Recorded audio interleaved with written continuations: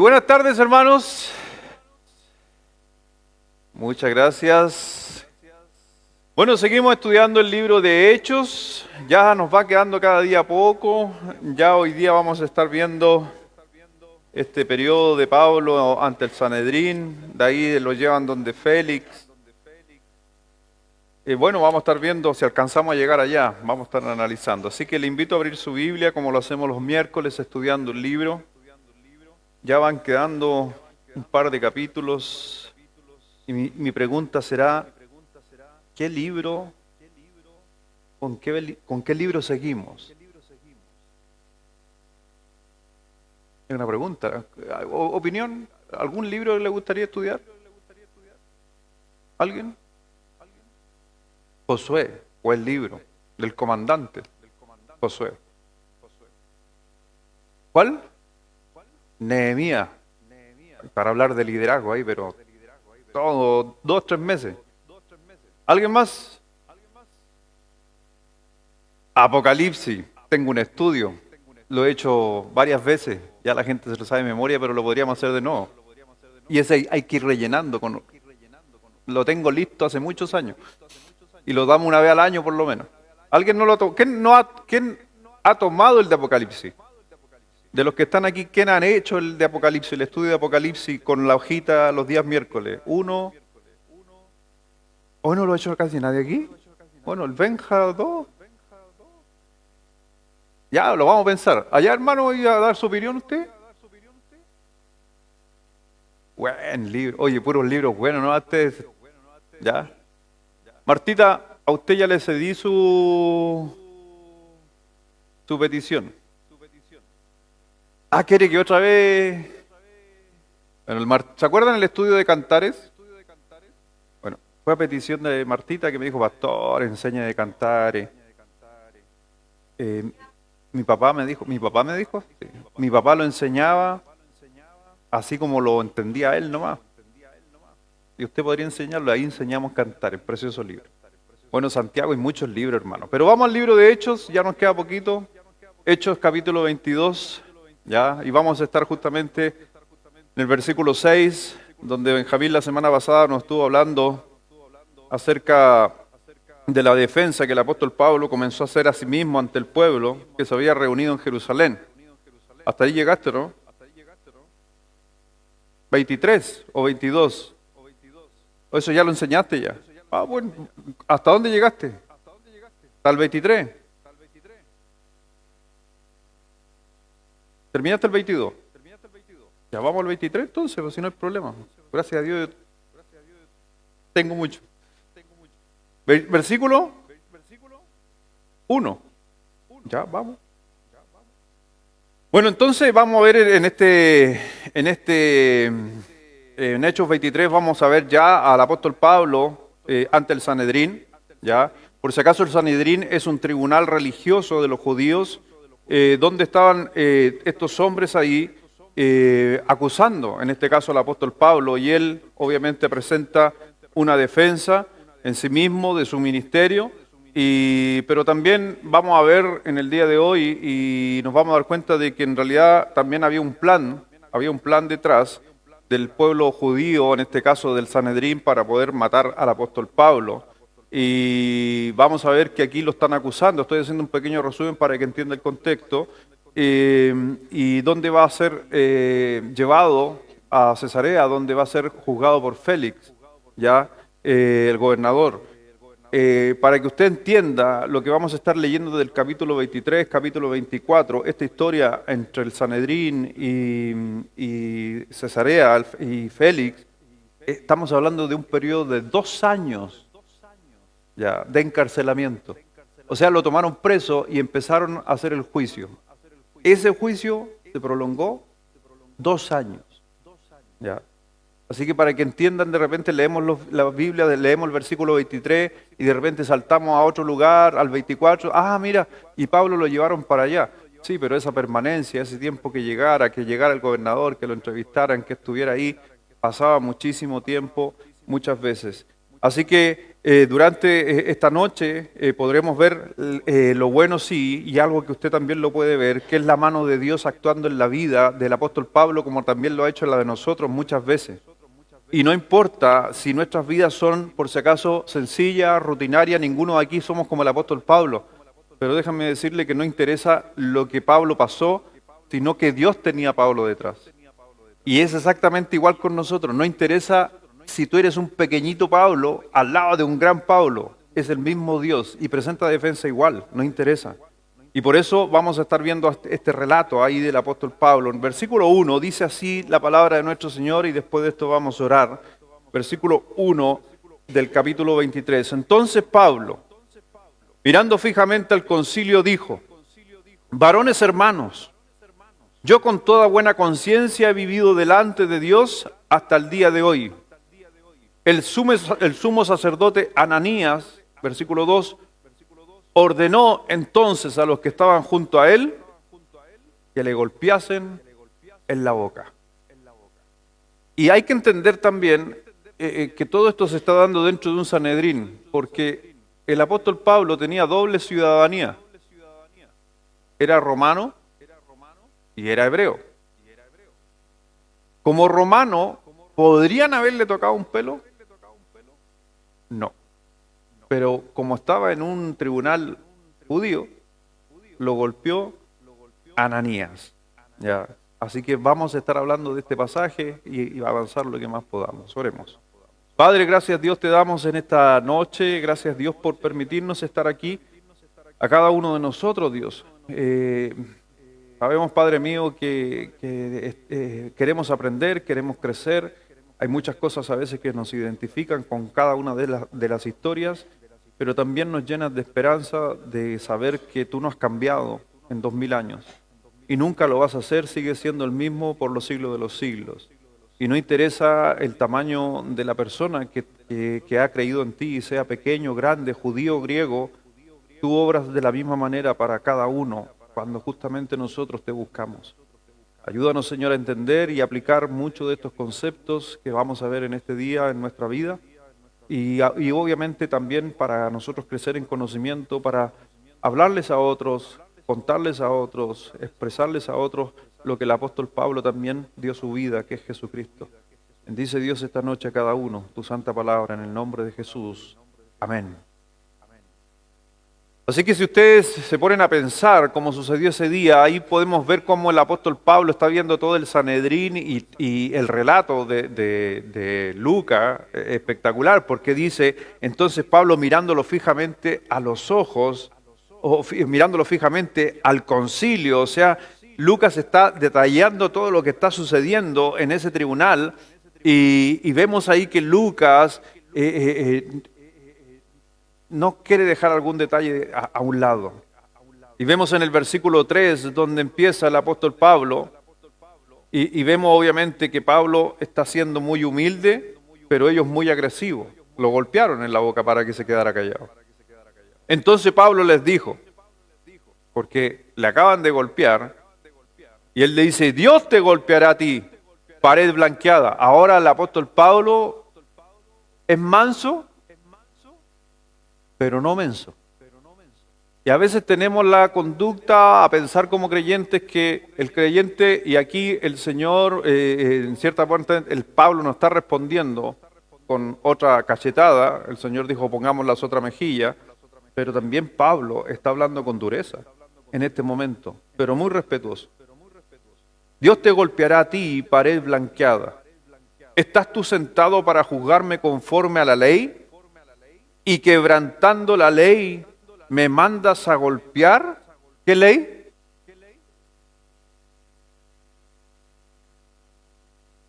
Romana. Porque judía sí se podía golpear, pero romana no. Y el apóstol, aquí vemos justamente el apóstol Pablo que está haciéndole mención, por si acaso, al del Sanedrín, que están pasando a llevar una ley. Pero ¿por qué está haciendo, Pablo hace esa mención ante un Sanedrín judío? Porque a pesar de que el judaísmo tenía sus propias leyes, siempre tenía que sujetarse al imperio romano. No era que ellos, si ellos tenían sentencia de muerte, lo matamos. No.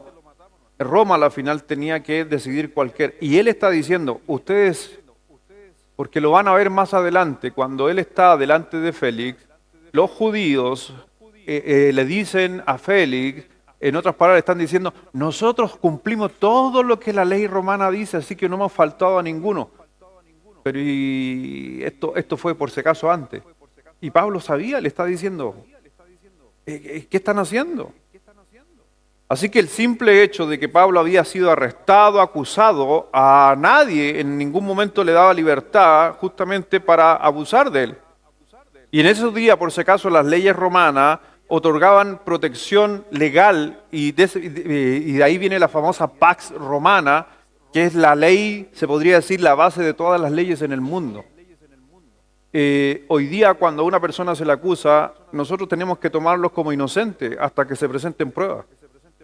¿Es así o no? Ya, ¿y eso sabe dónde nació? En Roma, po.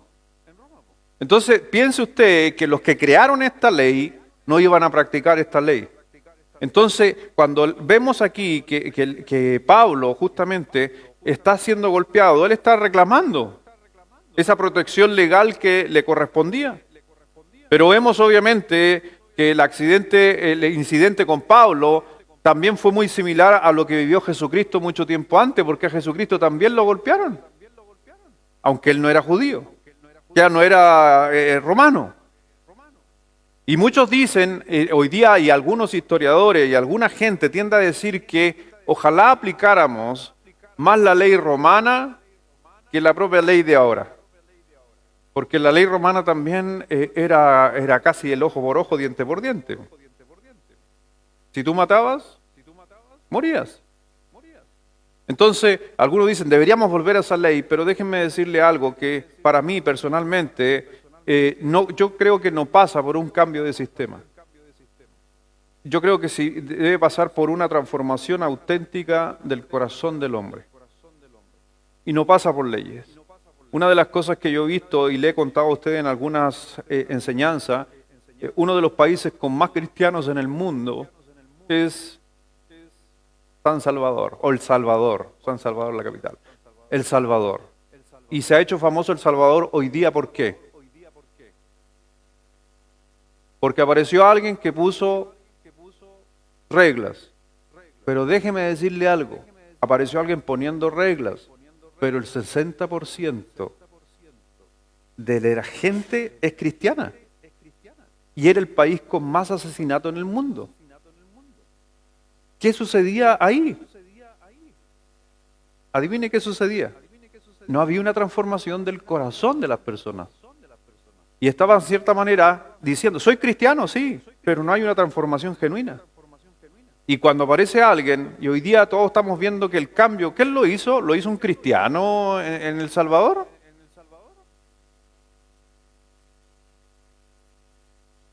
Más encima de izquierda, pero él respeta mucho las cosas de Dios.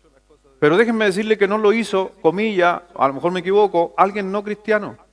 Lo hizo simplemente estableciendo leyes, y que son leyes, en cierta manera, que estaban fundadas en la famosa Pax Romana. Lo que él vino fue a aplicar. Y nosotros lo que estamos viviendo hoy día en Chile muchas veces es todo lo contrario. Estamos quitando las leyes. ¿Ya? ¿Sabía usted que, por ejemplo, nuestros senadores votaron que la policía no puede tener armas automáticas? ¿Solo puede tener revólver? ¿Sabía usted eso, no?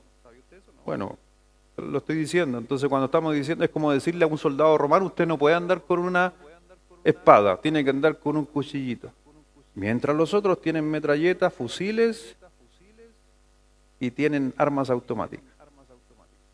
Es increíble, por eso yo le digo que no pasa por la transformación de leyes, sino que pasa por la transformación del corazón. Versículo 4. Los que estaban presentes dijeron al sumo sacerdote de Dios injurias. ¿Ya? Entonces Pablo no sabía que este hombre era el sumo sacerdote porque era como el Papa. Entonces cuando Pablo le dice sepulcros blanqueados, ¿a quién le está diciendo sepulcros blanqueados? Al sumo sacerdote, al mero mero. ¿Y qué le dijeron a la gente que estaba ahí? Blasfemas contra Dios, blasfemas por lo que estás haciendo. Hay algunos estudiosos que cuando miran este pasaje ya podían estar diciendo, porque Pablo fue parte del Sanedrín. Sí, fue miembro del Sanedrín. Estuvo ahí sentado igual que ellos en su juventud. Era maestro de maestros. Él estuvo sentado en el Sanedrín, inclusive por ahí algunos tienden a decir que a lo mejor no estuvo porque no se menciona que el apóstol Pablo tenía esposa. Uno de los requisitos para ser parte del Sanedrín es que tenía que haber estado casado, pero como no se menciona, pero en realidad es una teoría. Pero Pablo estaba sentado en el Sanedrín y des en cuenta de que cuando tú eres parte del Sanedrín, cada personaje que estaba en el Sanedrín y su cargo usaba cierta vestimenta. Y es por eso que ustedes van a ver hoy día cuando hay en algunas actividades judías, usted va a ver a alguien con un bastón, con un gorro alto y tienen su forma de vestir. Y el sumo sacerdote, inclusive en el Antiguo Testamento, acuérdense que usaba el traje del sumo sacerdote con las perlas, con el turim, con todo lo que significaba entrar al lugar santísimo. Era identificable, se ponía, ¿se acuerda? Las cositas que sonaban en los tobillos, el cinturón, todo. Y ahora el apóstol Pablo, siendo parte del Sanedrín, estoy dando toda esta explicación para decir una teoría por si acaso, le está diciendo sepulcro blanqueado o le está diciendo ¿quién te creís tú? ¿Y quién era? El sumo sacerdote. Pero Pablo, siendo judío, era alguien que respetaba las leyes o no respetaba las leyes Pablo. Pregunta. ¿Quién escribió Romanos 13? ¿Y qué dijo en Romanos 13? Respetar a las autoridades. Entonces usted ve al apóstol Pablo faltándole el respeto a una autoridad como el sumo sacerdote. Algunos van a decir, pastores, que es que él es cristiano y ahora a él no le interesa. No. Él era muy respetuoso de la autoridad y por eso escribió Romanos 13 diciendo que a las autoridades, inclusive no cristianas, del gobierno debemos respetarlas. ¿Sabe dónde llega toda la conclusión de muchos teólogos, también la mía? Es que Pablo aquí ya estaba demostrando su ceguera, su gran aguijón en la carne, que es lo que muchos creen. Porque el aguijón en la carne, ¿se acuerda cuando dice en 1 Corintios que dice que le llegó un aguijón en la carne para que no se enalteciera sobremanera, o en otras palabras, para que te mantengas humilde y siempre estás dependiendo de otro? ¿Qué pasa si soy ciego? Póngase en mi caso, si yo soy predicador y ando de diferente, usted sabe que me gusta andar viajando predicando, y soy ciego, ¿puedo arrancarme para donde yo quiera o tengo que depender de alguien? Entonces muchos piensan que el aguijón en la carne era justamente esta ceguera, porque Pablo no solamente aquí, él, para que usted entienda, el sumo sacerdote tenía su traje puesto en el Sanedrín y el apóstol Pablo le llama la atención o le dice sepulcro blanqueado al sumo sacerdote. Lo más probable es que Pablo no sabía o no veía o no vio a quién tenía enfrente. Y es por eso que dice estas palabras. ¿Ya? Por eso mire el versículo 5, toda la explicación, la vuelta larga que me di, ¿está conmigo, no? Versículo 5, todos juntos. A la 1, a las 2 y a las 3.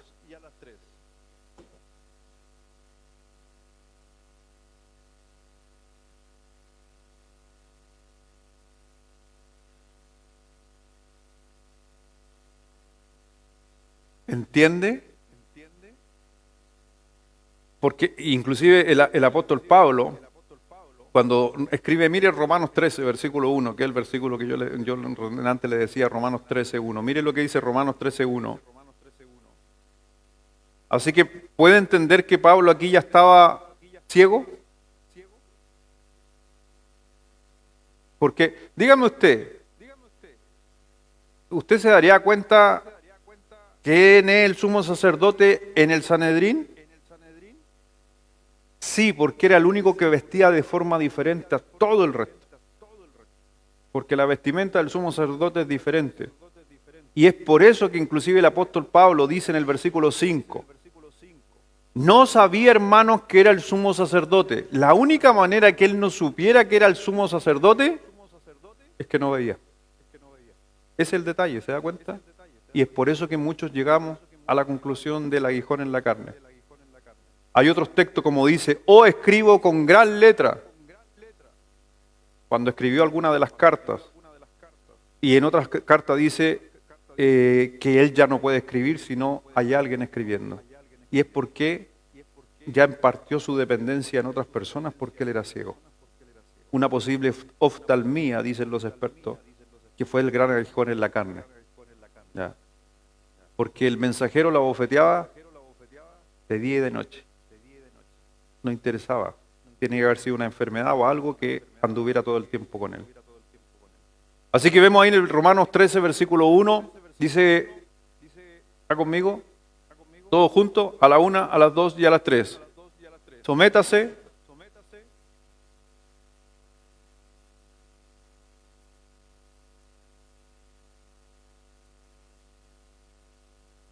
Entonces difícilmente el apóstol Pablo no supo, no creo que le haya faltado el respeto al sumo sacerdote, él sabía y inclusive él le pone un término que está ocupando un texto o una tradición antigua donde dice no maldeciré a un príncipe de tu pueblo. Es algo que Pablo está diciendo, no puedo al sumo sacerdote, por más que esté equivocado, levantarle la voz o hacer esto porque Dios realmente ve la autoridad.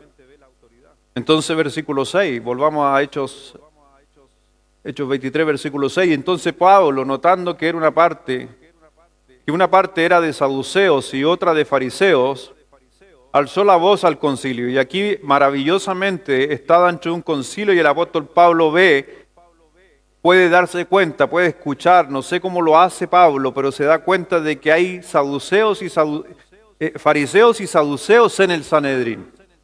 Ya. Y él, lo vamos a ver por qué eso lo toma como provecho. Y mire lo que dice, alzó la voz en el concilio, pero nos hizo mención que habían saduceos y fariseos, ese es un detalle importante. Varones hermanos, yo soy fariseo, hijo de fariseo, acerca de la esperanza, ¿y qué cosa? Y ahí ya quedó la escoba, mi hermano, por eso lo vamos a ver un poquito más acá. ¿Por qué? Lo he enseñado en otras clases. ¿El fariseo en qué creía? En resurrección. ¿Y el saduceo en qué creía? Que no había resurrección. Eran dos sectas judías. Y el Sanedrín era compuesto por ambas sectas. Había más, por si acaso, había más sectas en el judaísmo. Pero estas eran la que la llevaban, las dos más grandes. Entonces cuando al apóstol Pablo lo llevan a un juicio, le hacen una pregunta y él a la final dice, pero aquí es fácil, voy a hablar de algo que ellos no se puedan poner de acuerdo. ¿Por qué? Si Pablo dice, yo estoy hablando de que Cristo resucitó, ¿los saduceos tenían para acusarlo? ¿Tenían herramientas para acusarlo? Sí, po. Pero los fariseos, ¿qué dirían? No, po. Por eso van a darse cuenta de que van a tratar de buscar con qué acusarlo. Pero el hecho de acusarlo con algo, no lo vamos a acusar porque él cree en la resurrección. Pero los fariseos dirían, pero ¿cómo si nosotros también creímos? ¿Por qué lo vamos a condenar por eso? Empieza el conflicto ahí. Y vemos que Pablo aprovechó justamente esa discordia entre los dos partidos, estas dos sectas, y habla justamente de la resurrección de Jesucristo. Y era un conflicto que se creó también entre ellos inmediatamente, producto de la esperanza. Versículo 7. Cuando dijo esto, por eso mire lo que dice, cuando habló de la resurrección de Jesucristo, se produjo disensión entre los fariseos y los saduceos, y la asamblea se dividió, porque los saduceos dicen que no hay resurrección. Miren, no solamente eso, ¿qué más no había? Ángeles, ni espíritu, pero los fariseos afirmaban estas cosas que sí existían. Y hubo un gran vocerío, y levantándose los escribas de la parte de los fariseos, contendían diciendo, ningún mal hallamos en este hombre. Ahora los fariseos empezaron a defender a Pablo. Que si un espíritu le ha hablado o un ángel, no resistamos a Dios. ¿Te das cuenta lo sagaz que es el apóstol Pablo? Y ocupar y hacer pelear entre ellos dos y dividir. Por eso, acuérdense que un reino dividido cae. Por eso, ¿cuál es lo que siempre Satanás ha querido con la iglesia? Dividir, porque cuando hay división hay destrucción. Y esto viene desde el comienzo. Ya. Viene desde el comienzo. Vemos justamente cómo Satanás apareció para dividir la relación de Dios con el hombre. Vemos que después justamente Satanás vino a destruir la familia. No pudo con Adán, con Eva, pero lamentablemente lo alcanzó a través de un hijo. Y se quebró la familia. Entonces Satanás viene con ese concepto. Así que algo que Pablo está ocupando a favor, se podría decir en estas creencias, versículo 10. Y habiendo gran disensión, el tribuno, teniendo temor de que Pablo fuese despedazado por ello, mandó que bajasen los soldados y arrebatasen en medio de ellos y lo llevasen a la fortaleza. Por si acaso, aquí vemos donde el tribuno, habían representantes romanos del gobierno mirando todos estos juicios, porque Roma estaba encargada de que se estableciera la ley y que no se subieran por el chorro los judíos con sus propios tribunales. Cuando ve que está este escándalo y hay una pelea entre ellos, él manda a sacar a Pablo justamente de ahí. Y creo que si ustedes no se dan cuenta, para mí, lo que yo puedo ver en toda la Biblia, este fue la pelea o la disensión más grande que esté registrado en toda la Biblia. ¿Por qué no se habla de que hubo un disturbio que casi matan a los hombres que estaban en medio?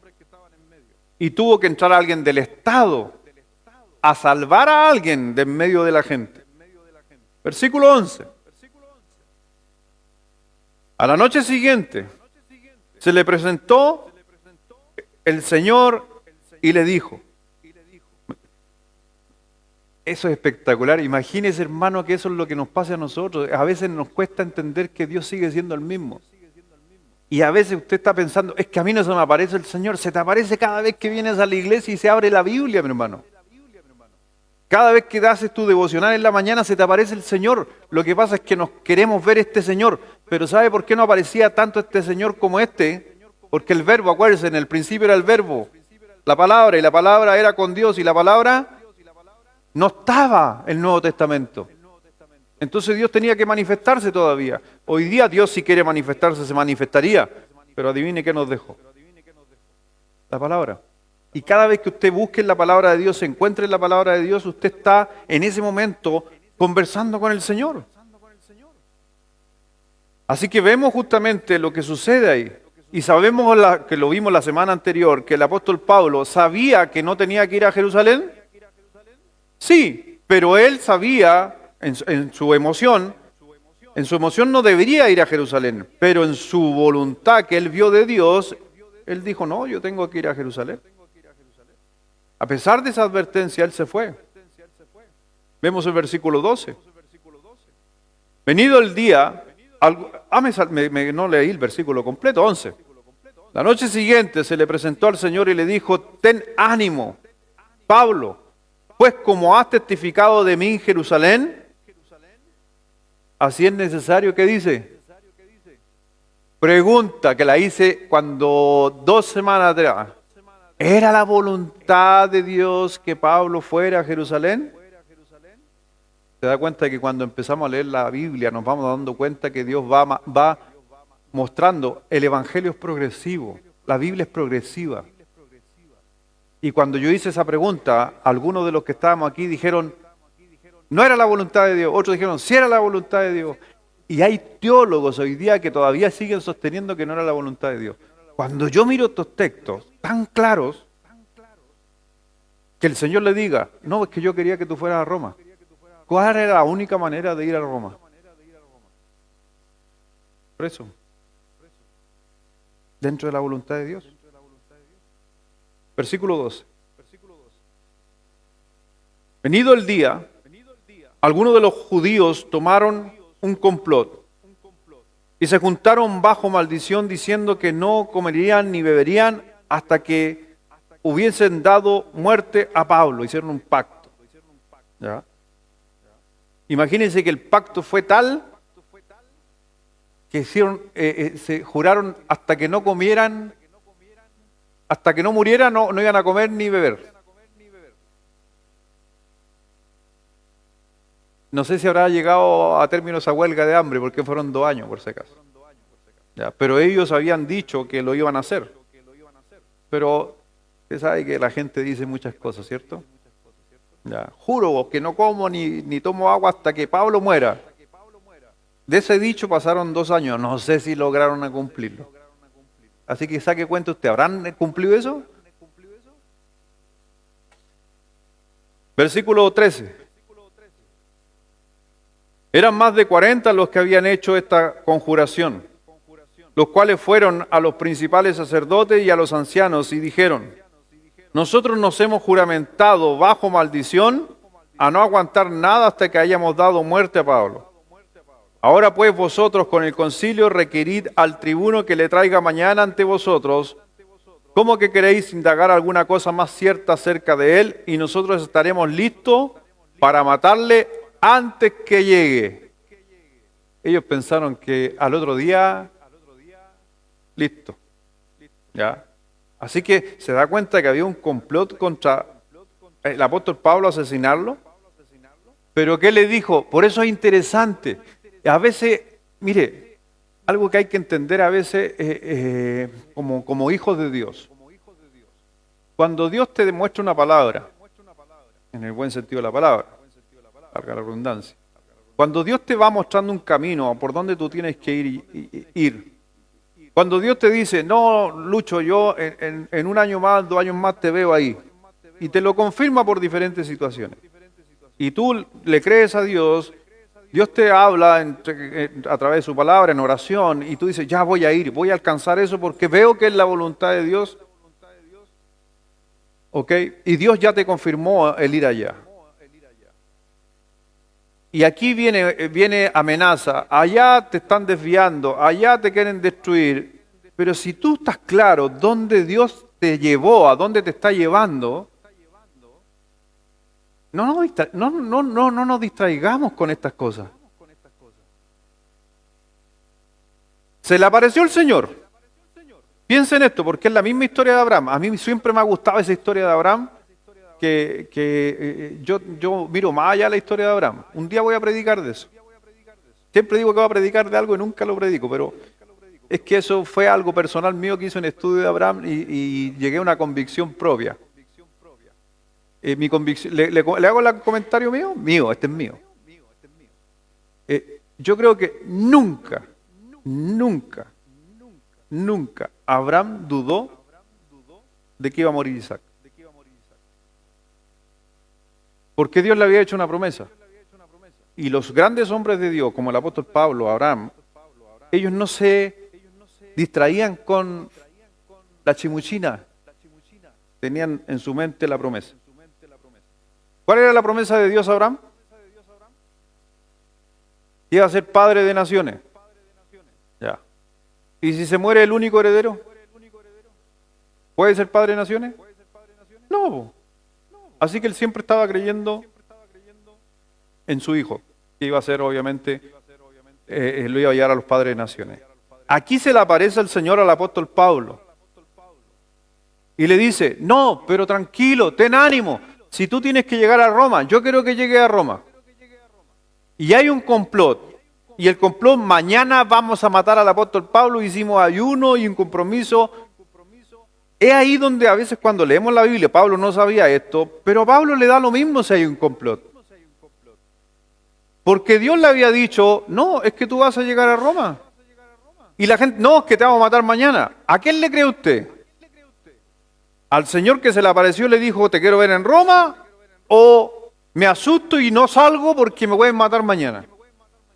Eso es lo que muchas veces en la vida cristiana, a cada uno de nosotros, a veces Dios nos confirma tantas cosas y a la hora de aferrarnos a esa verdad nos da temor. Pero ¿y si es verdad? ¿Y si me pasa esto? ¿Y si esto otro? No, mi hermano, si a la final crear al Señor.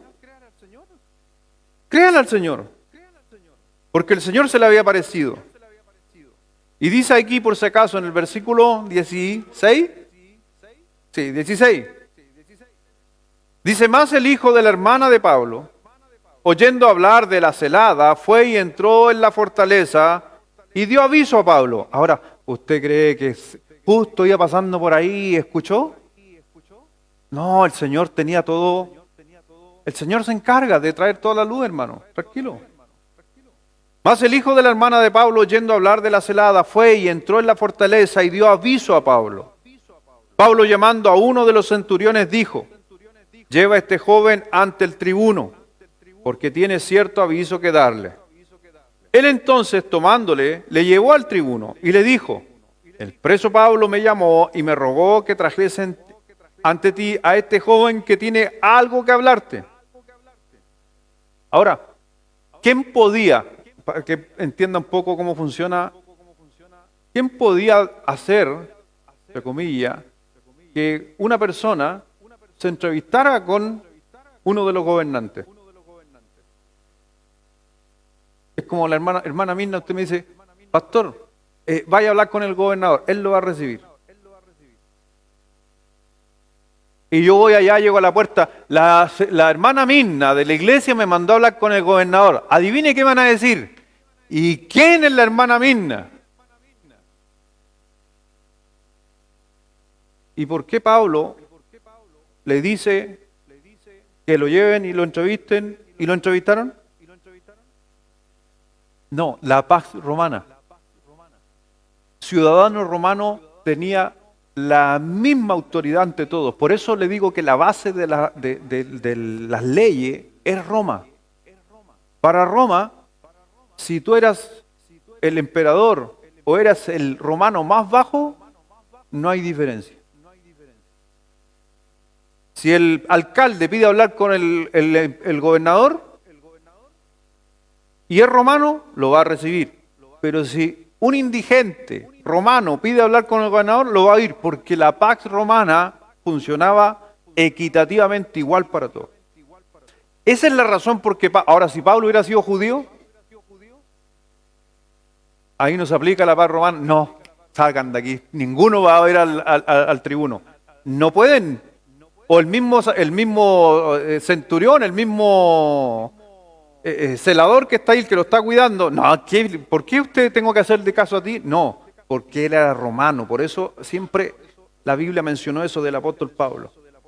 Así que vemos ahí, versículo 19, el tribuno tomándole de la mano y retirándose aparte le preguntó, ¿qué es lo que tienes que decirme? Me imagino que el tribuno también podía ver que había gente ahí media que podría ir a avisarle a los judíos algo porque lo tomó y le dijo, háblame a mí nomás, calladito. Le preguntó, ¿qué es lo que tienes que decirme? Él le dijo, los judíos han convenido en rogarte que mañana lleves a Pablo ante el concilio, como que van a inquirir alguna cosa más cierta acerca de él. Pero tú no les creas, porque más de 40 hombres de ellos le acechan, los cuales se han juramentado bajo maldición a no comer ni beber hasta que le hayan dado muerte, y ahora están listos esperando tu promesa. Entonces el tribuno despidió al joven, mandándole que a nadie dijese que le había dado aviso de esto. Versículo 23. Y llamando a 2 centuriones, mandó que preparasen para la hora tercera de la noche 200 soldados. Fácil esa. ¿Cuántos centuriones mandó a llamar? ¿Cuántos centuriones? No se olvide nunca, un centurión era el comandante de 100 soldados. Por eso dice, mandó a buscar a 2 centuriones que tenía a cargo 100 cada uno. ¿Entiende por qué hay 200?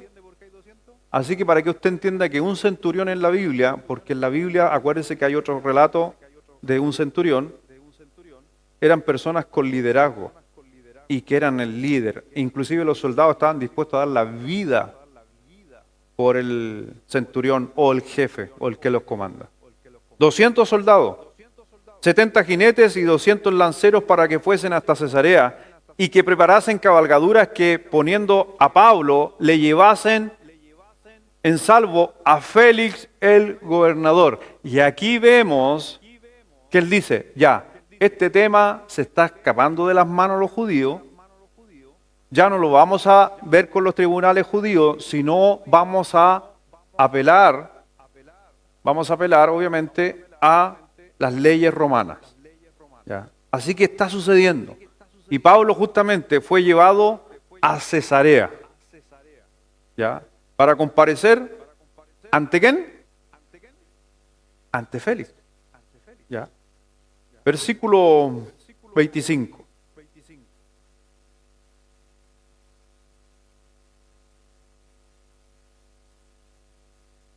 Al 29. ¿Quiere leer usted? Veamos fuerte todo. Veamos lo que está sucediendo ahí. Hechos 23, del 25 al 29, a la 1, a las 2 y a las 3.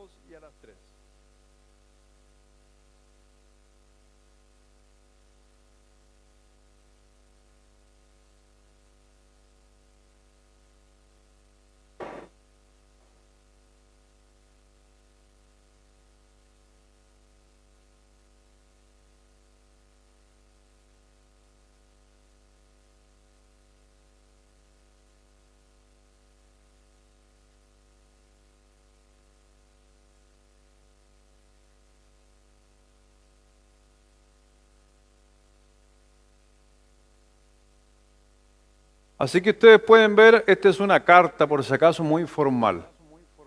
Como una persona que está haciendo bien su trabajo dentro de la aplicación de la ley. Y le está escribiendo justamente, el comandante le está escribiendo al gobernador Félix. ¿Ya? Y le está diciendo, estamos llevando a alguien que lo están acusando, pero en realidad no sé por qué lo están acusando, creo que son por las leyes de ellos. Entonces vemos que es muy formal. Y ahí habla justamente de este hombre que es Claudio Lisias. Así que vemos este comandante escribiendo, hasta que el versículo 30 dice, pero al ser avisado de las acechanzas de los judíos, habían tendido contra este hombre, al punto lo he enviado a ti, intimando también a los acusadores que te traten delante de ti y los que tengan contra él. En otras palabras le está diciendo, pero también le di la opción a los que quieran ir allá y acusarlo delante de ti que vayan.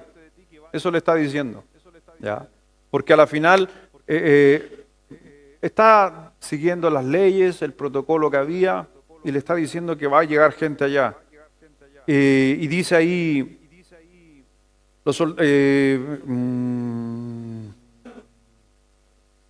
¿dónde quedé? Me perdí.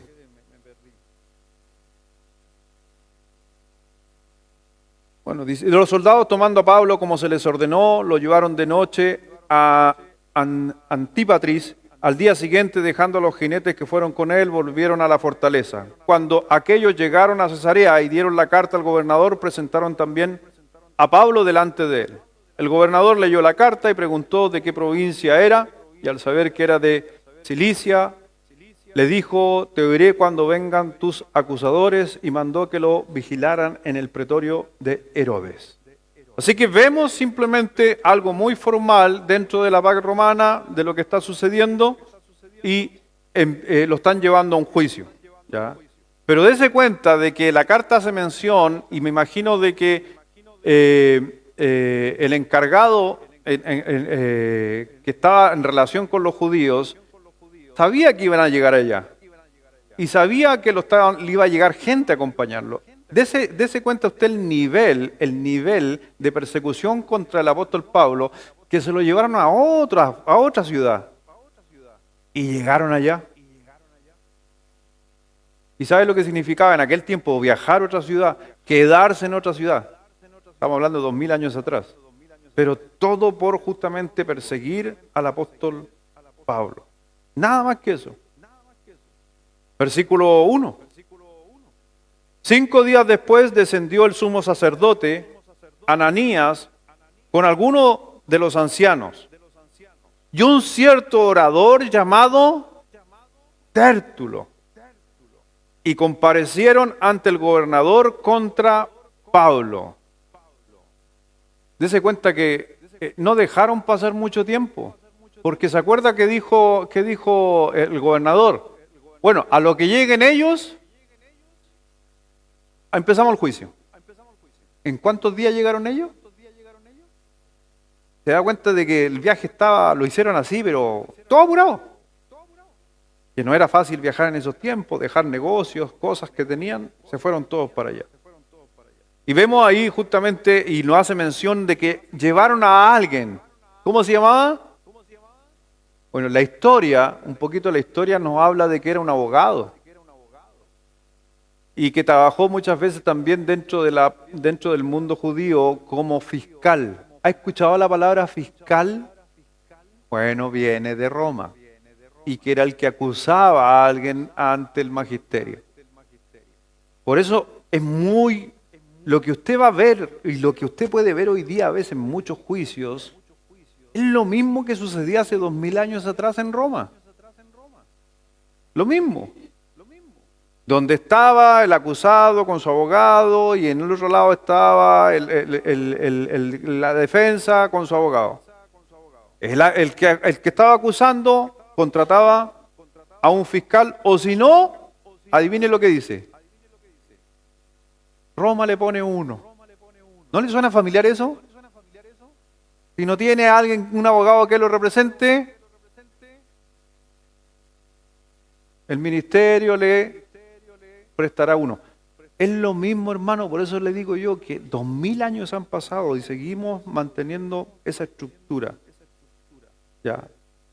Y gobierno y justicia, ¿en Roma estaban pegados o estaban separados?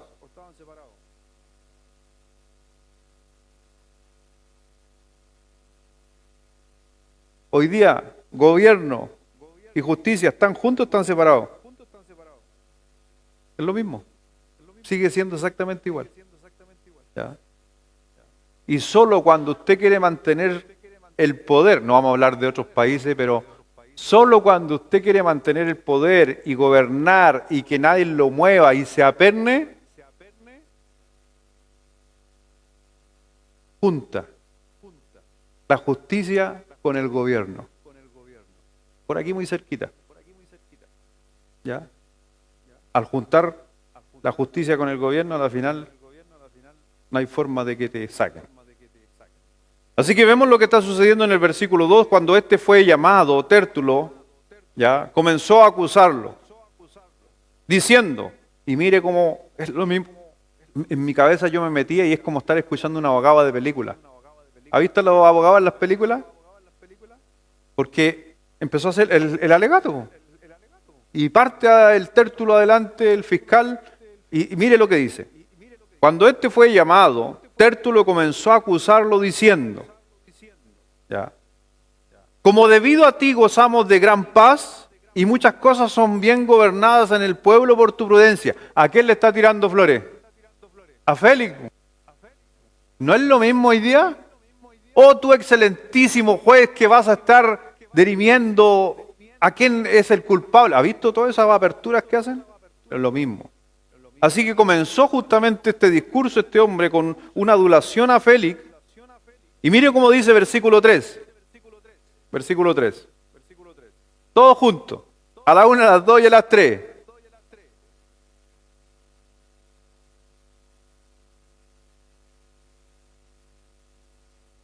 Pura venta de humo, ¿sí o no?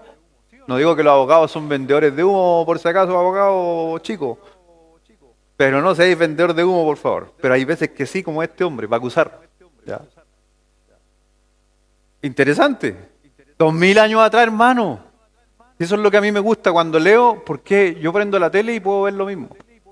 ¿Ya? Y por si acaso, hace 2000 años atrás también se le escapaban los presos. Así que por si acaso, no se preocupe. Hoy día estuve viendo que se escaparon, los que pillaron, se escaparon. Está linda la cuestión. Bueno, y Pedro también se escapó. Escuchó que habían pillado al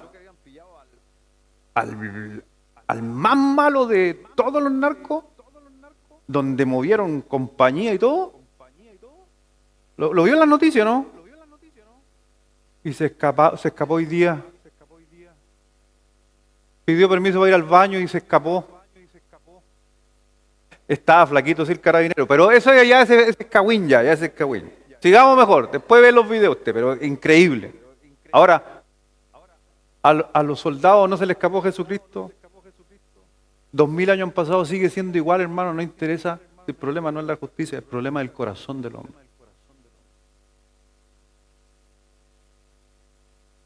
Versículo 4. Pero por no molestarte más largamente, te ruego que nos oigas brevemente conforme a tu equidad. Pura venta de humo. Sigue tirando humo. Porque hemos hallado que este hombre es una plaga y promotor de sediciones entre todos los judíos por todo el mundo. Y ahí le agregó, todo el mundo. Así serán los abogados, ¿no? Le ponen, Cevita, le ponen cuando ustedes hacen, le ponen un poquito.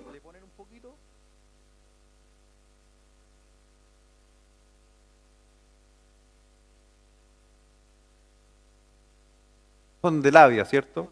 ¿Y con las niñas también? Ah, ahí no, ya. Por si acaso, pregunto nomás para saber, por si acaso nomás. A ver si cómo les va al abogado ahí en esa parte. Es un detalle nomás. Todos los judíos por todo el mundo. Y cabecilla de la secta.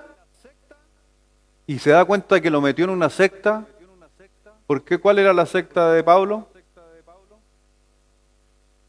Los del camino, no los nazareos. ¿Ya?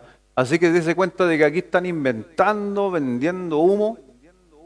¿Ya? En todo su máximo esplendor. Plaga y promotor de sediciones. Nunca me han dicho así. Versículo 6. Intentó también profanar el templo. Y prendiéndole, quisimos juzgarle conforme a nuestra ley. Pero interviniendo el tribuno, Lisías, con gran violencia le quitó de nuestras manos. Mandó a sus acusadores que viniesen a ti, tú mismo, pues, al juzgarle, podrás informarte de todas estas cosas de las que le acusamos. Los judíos también confirmaban diciendo, ser así, todo. Así que si usted se da cuenta, todo esto está sucediendo ahí, con adulaciones a Félix, acusaciones injustas a Pablo, insinuaciones justamente inclusive contra Claudio, porque a la final también pasó a llevar a Claudio, porque Claudio intervino en algo que era de nosotros y él no debería haber intervenido. Bueno, el fiscal, entiendan, el fiscal. ¿Ya? Y habiéndole hecho señales al gobernador a Pablo para que hablase, éste respondió, porque sé que desde hace muchos años eres juez de esta nación. Con buen ánimo haré mi defensa. ¿Cómo tú puedes cerciorarte? ¿No hace más de 12 días que subí a adorar a Jerusalén?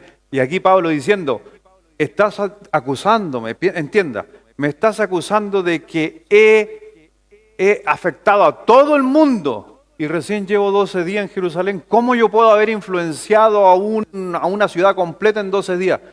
Pablo se da cuenta que está diciendo la verdad, los otros están agregando, y Pablo está siendo muy sencillo en su forma de defenderse. Y dice, y no me llamaron, y no me hallaron disputando con ninguno, ni amotinando a la multitud, ni en el templo, ni en la sinagoga, ni en la ciudad. Ni te pueden probar las cosas de que ahora me acusan. Pero esto te confieso que según el camino que ellos llaman herejía, y aquí cambia su defensa, ya no se defiende, sino que empieza a hablar de Jesucristo. Así sirvo al Dios de mis padres, creyendo todas las cosas que en la ley y en los profetas están escritas. Pablo, inteligente, ¿por qué dijo esto? Me van a acusar que estoy en contra de la ley cuando yo practico la ley. Teniendo esperanza en Dios, la cual ellos también abrigan, de que han de ver resurrección de los muertos así de justos, le está haciendo nuevamente, pero los judíos creen en la resurrección, yo igual, y me están acusando de que yo no creo. ¿Por qué? ¿A quién le está tirando la pelota ahora?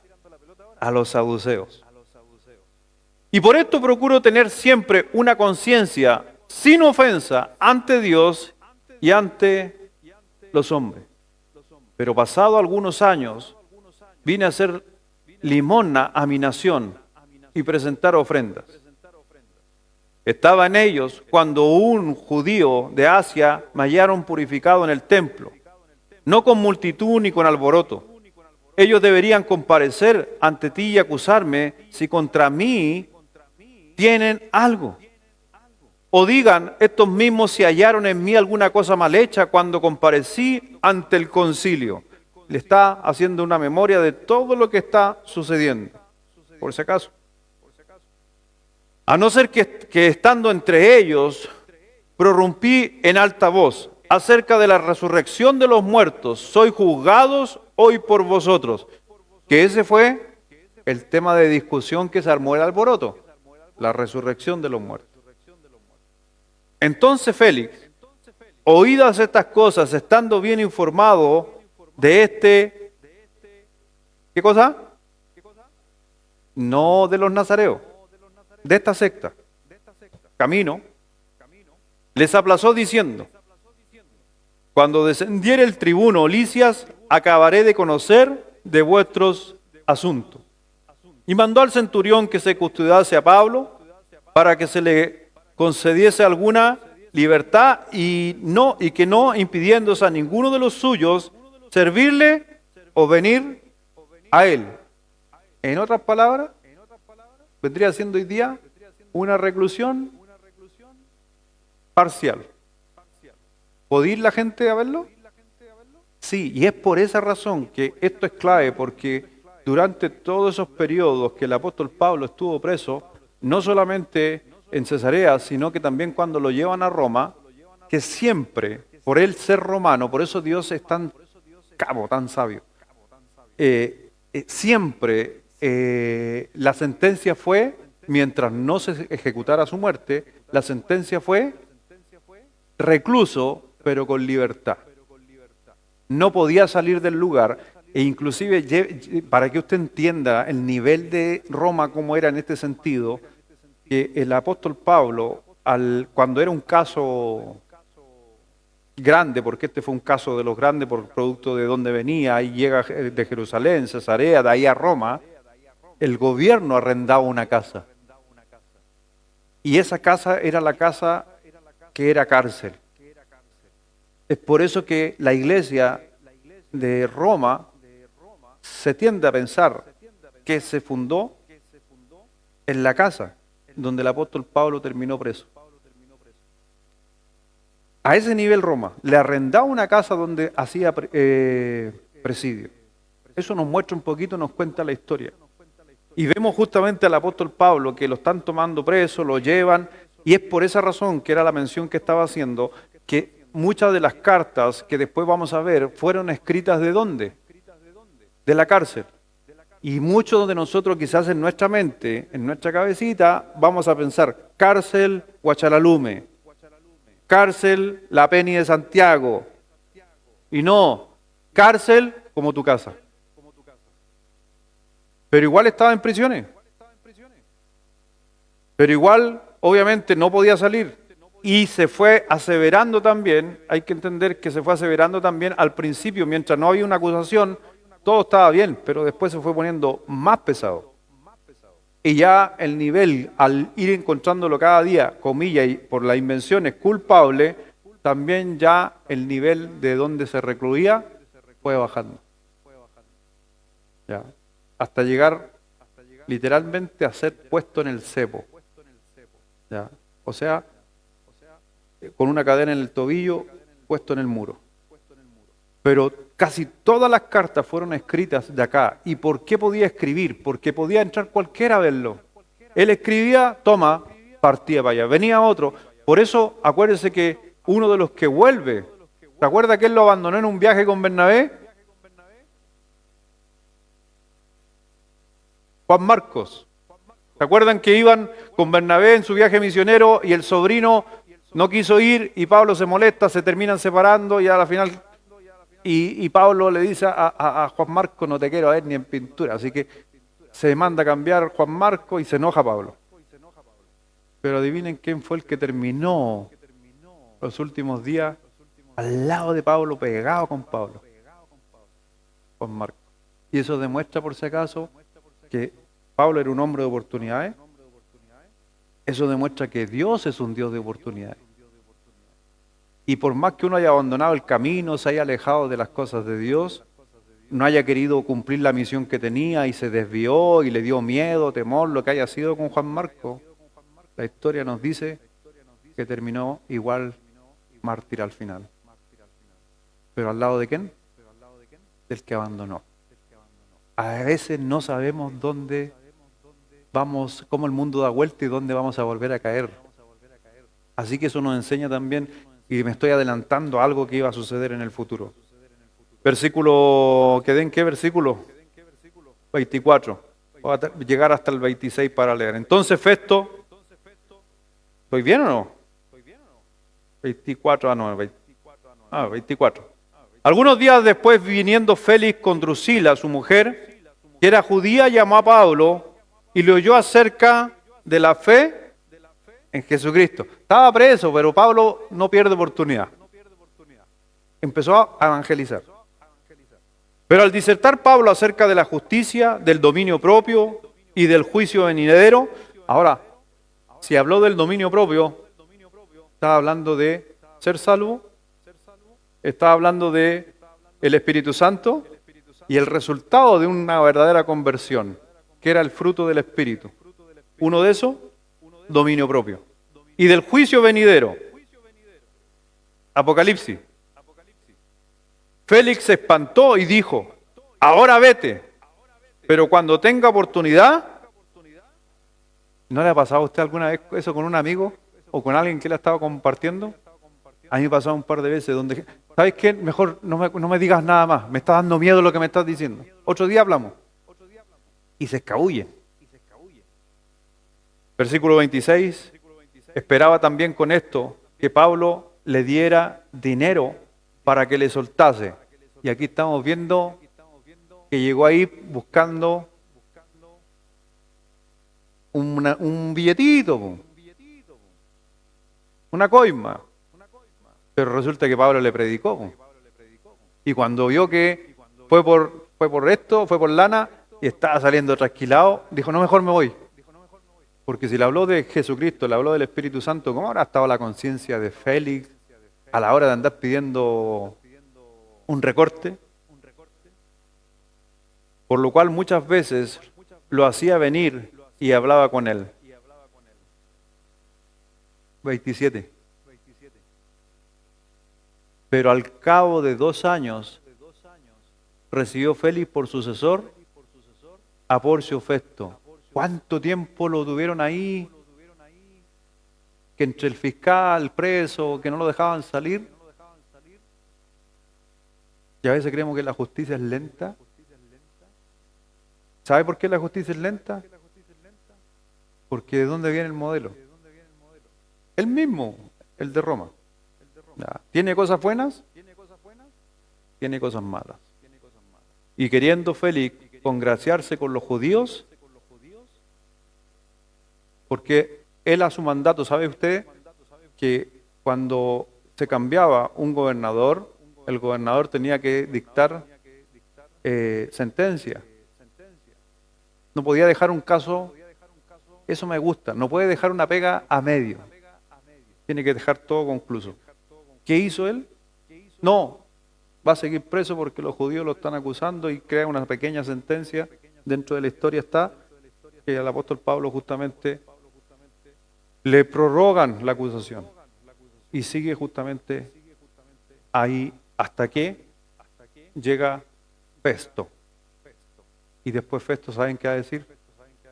Yo vengo recién llegando, un tema me superó. ¿Cómo es los abogados cuando los jueces no pueden, no quieren o no se sienten capaces de juzgar ese juicio? y lo pasan, tiene un nombre. ¿Qué es de la PAC romana? ¿Se inhabilitan? No. No de un término, cuando no tienen la capacidad o desconocen del juicio todo y se dan por como que, no, esto yo no lo puedo manejar, esto es mucho para mí, se lo vamos a pasar a otro tribunal o a la Corte Suprema, no sé cómo es el tema. No sé el término técnico, andaba buscando el término técnico. Ya, si te acordáis después me lo decís.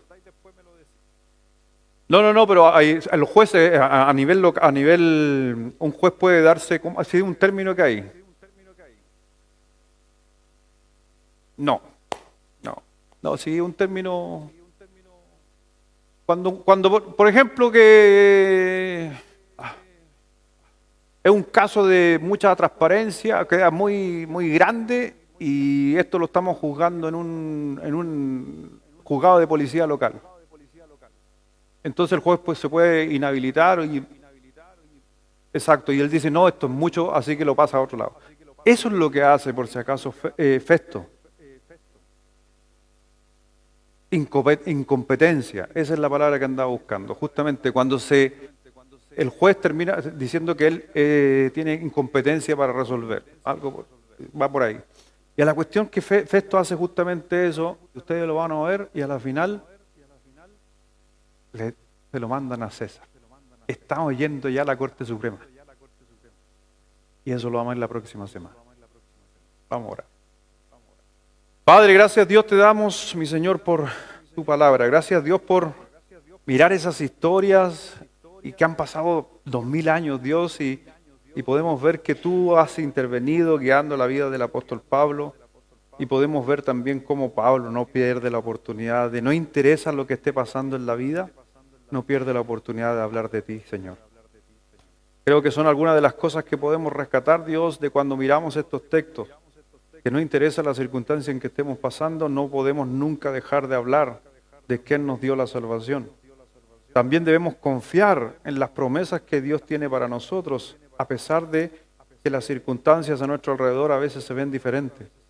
Por eso, mi Señor, ayúdanos a poder realmente comprender y mirar quizás como el apóstol Pablo miraba los problemas de la vida, miraba los problemas personales que él tuvo ahí en sus acusaciones y cómo podía confiar en ti, sabiendo inclusive que iba a ser preso, llevado a Jerusalén y que lo esperaban prisiones y cosas peores.